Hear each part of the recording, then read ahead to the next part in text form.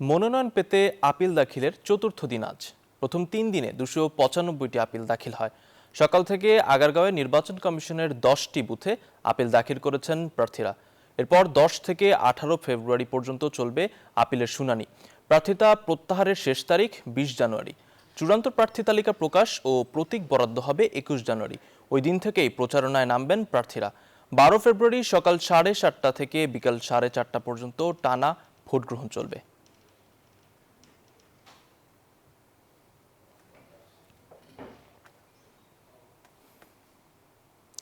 নির্বাচন কমিশন থেকে এই বিষয়ে বিস্তারিত জানাতে আমাদের সঙ্গে যুক্ত হচ্ছেন সহকর্মী অন্তরা বিশ্বাস। অন্তরা, প্রার্থিতা ফিরে পেতে এখন পর্যন্ত কতজন আপিল করেছেন?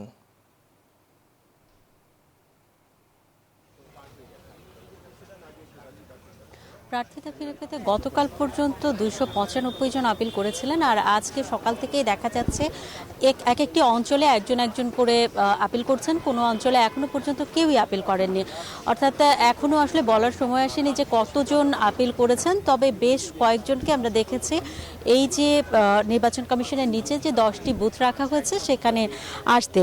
আর কিছুক্ষণ আগেই প্রধান নির্বাচন কমিশনার এম নাসির উদ্দিন তিনি এসেছিলেন পরিদর্শন করতে যে আপিলের কি অবস্থা।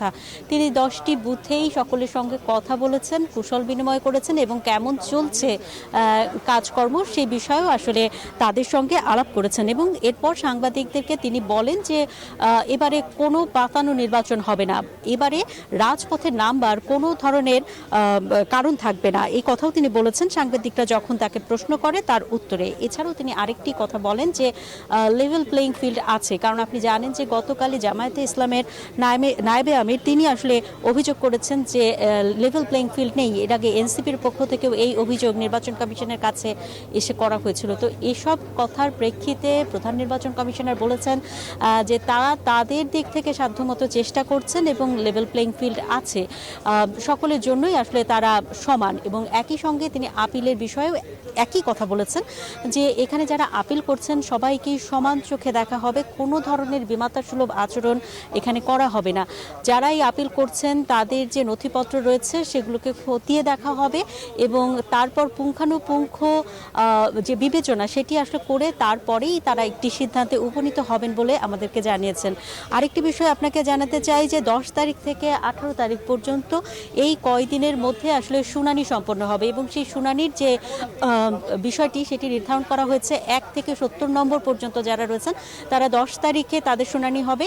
এরপর 71 থেকে 140 পর্যন্ত যারা রয়েছেন তাদের শুনানি হবে তারপরের দিন হবে 210 পর্যন্ত। এরকম প্রতিদিনই আসলে 70 জনের করে শুনানি হবে। আপনি জানেন যে 723 জনের যে বৈধতা সেটি বাতিল হয়েছিল, তো তাদের মধ্যে অনেকেই আপিল করেছেন। সকলেই আপিল করবেন কিনা সেটি বোঝা যাবে আগামীকাল, কারণ আগামীকালই হচ্ছে আপিল দায়েরের শেষ সময়। এই ছিল আমার কাছে এখান থেকে সর্বশেষ খবর। অন্তরা, ধন্যবাদ আপনাকে।